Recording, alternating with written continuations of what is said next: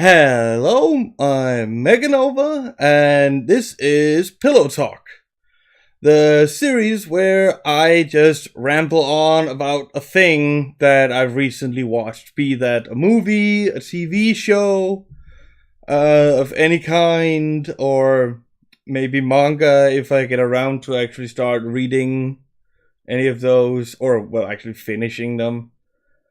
And yeah, yesterday I watched Black Panther in IMAX 3D, which I would, if you have the opportunity, would say you should definitely take because it's a stunning movie.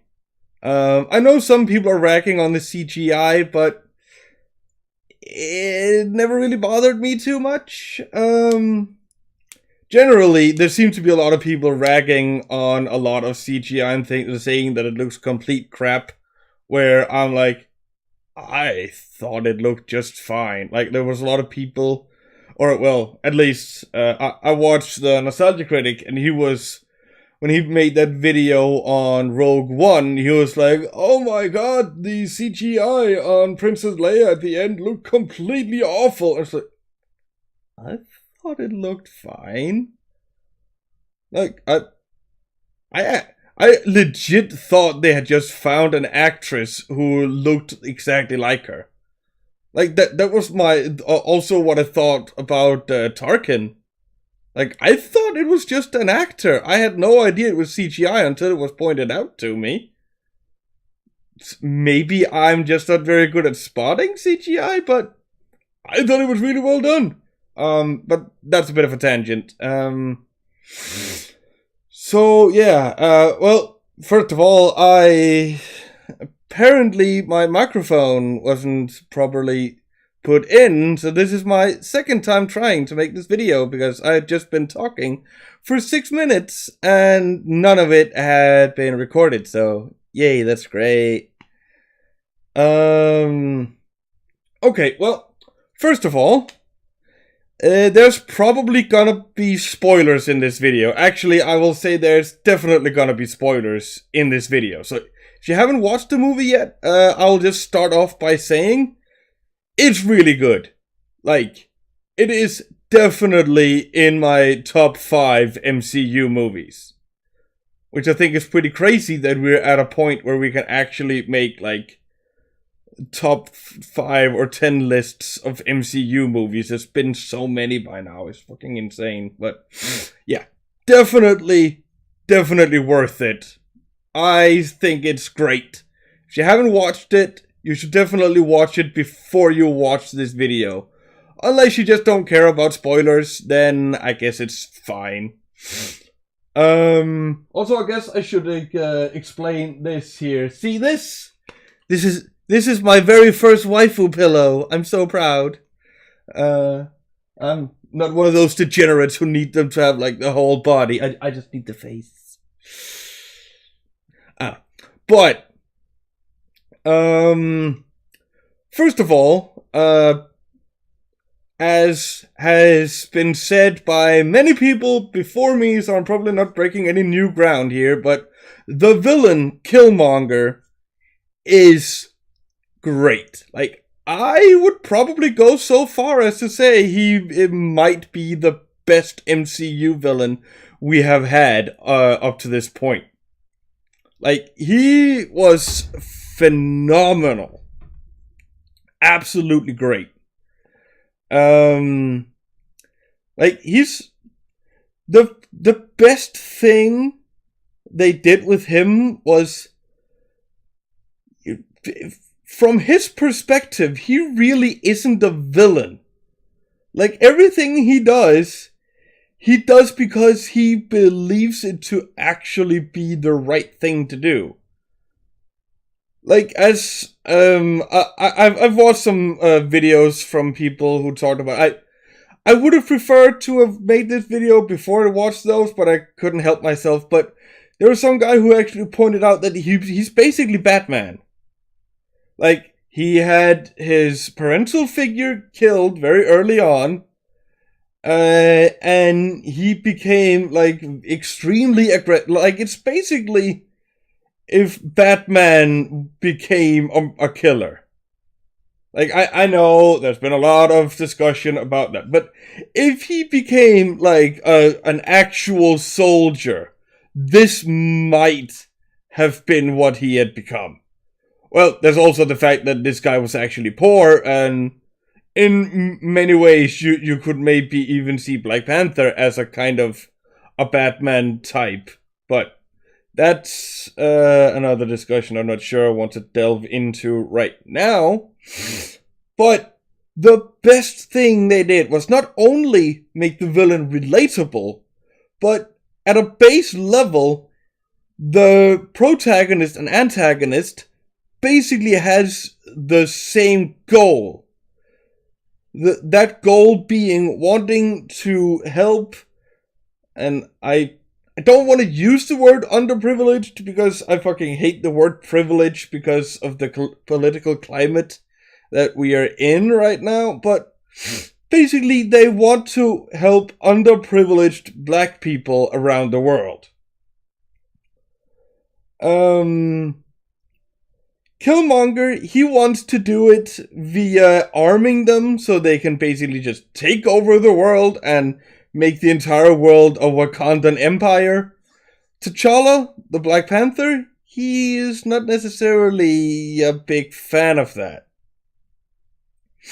And he ends up at the end of the movie, he does start helping in that regard, and he does it in his own way, which I think is a much better way to do it, rather than just being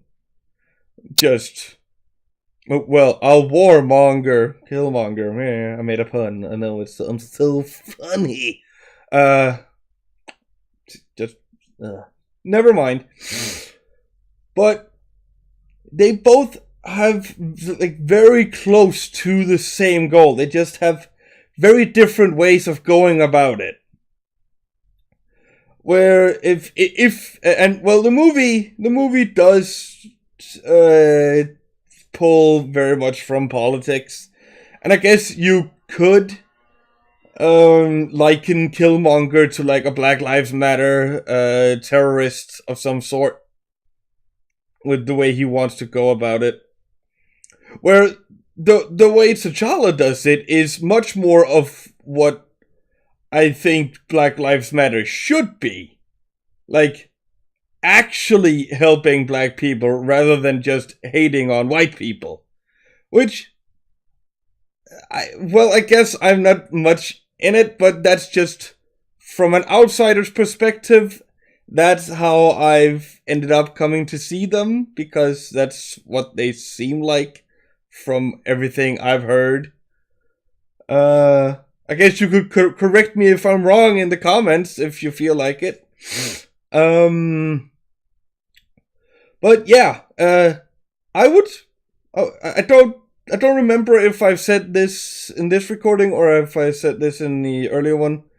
But I would definitely say that, I guess not definitely, but Killmonger is most likely the best villain the MCU has had so far. And well, one of their biggest problems has been that their villains haven't been very interesting and been very weak. Well, not in power, but in personality. Like, I mean, we've had Loki before, who is like very well liked, and his character has been a bit up and down depending on the movie he was in. I really liked Zemo from Civil War. He wasn't necessarily super interesting in his like character, but he did achieve a lot. And I still haven't watched Ragnarok or Guardians of the Galaxy 2. I think I'll get around to that later today, or at least within this week. I will try and watch them, and I guess I'll try to make videos on them once I do. But yeah, there's definitely a lot of politics going on in this movie.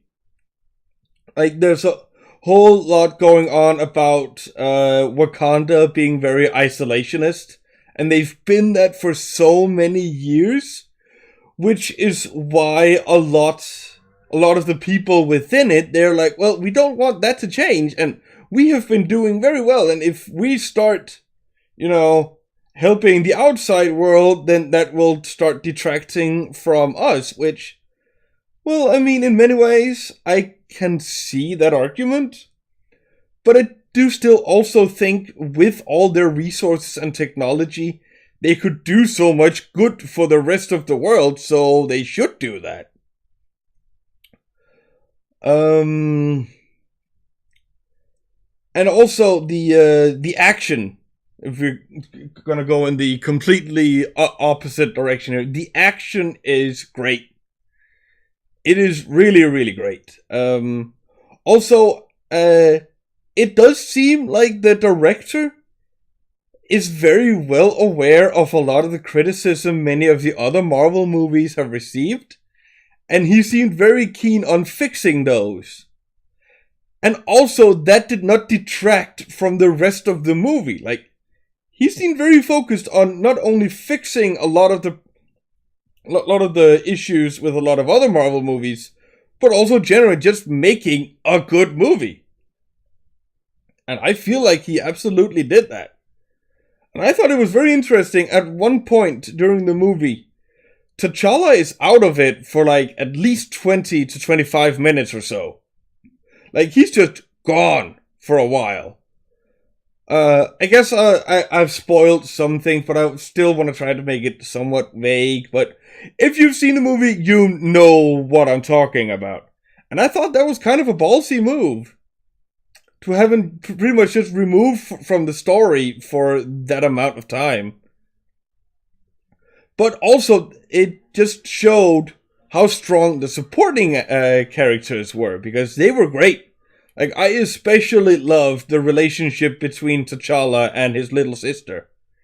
And while you could definitely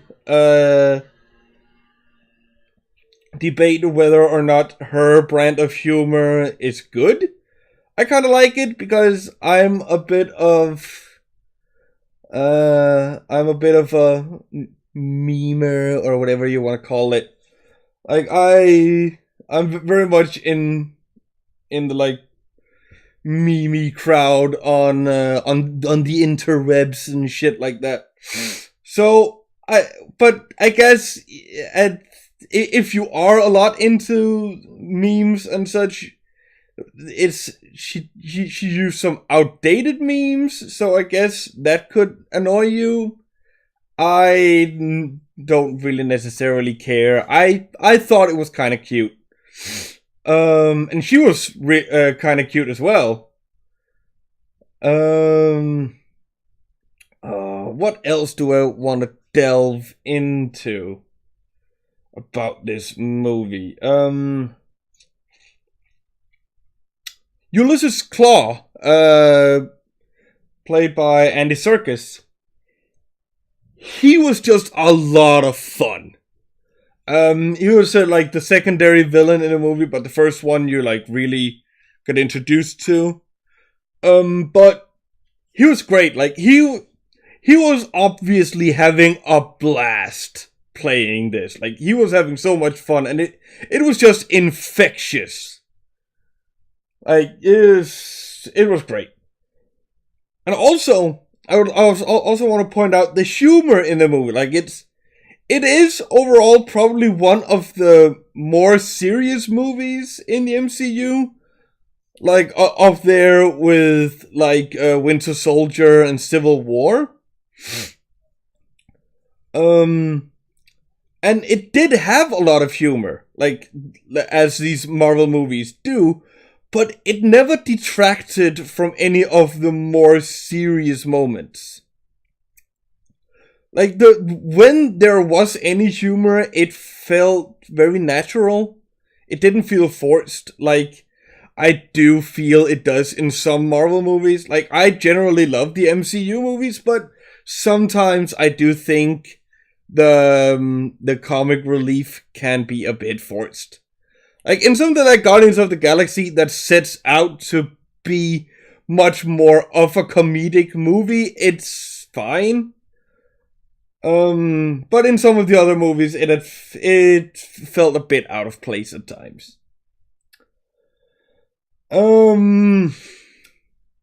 Yeah, I don't know what else to say other than that, well, you should just watch it. I don't want to spoil too much of it. Yeah, definitely. If you have any interest in watching it, you absolutely should. So yeah, I guess I'm gonna sign off with that for this one. So far, I will try to start watching more of the Marvel things that I've missed. Like I'm behind on a lot of the TV shows, like Agent Carter, Luke Cage, Punisher, like all. Also, Daredevil. I haven't watched the second season yet, and all of that stuff. And I will try to make videos on those as soon as I finish them.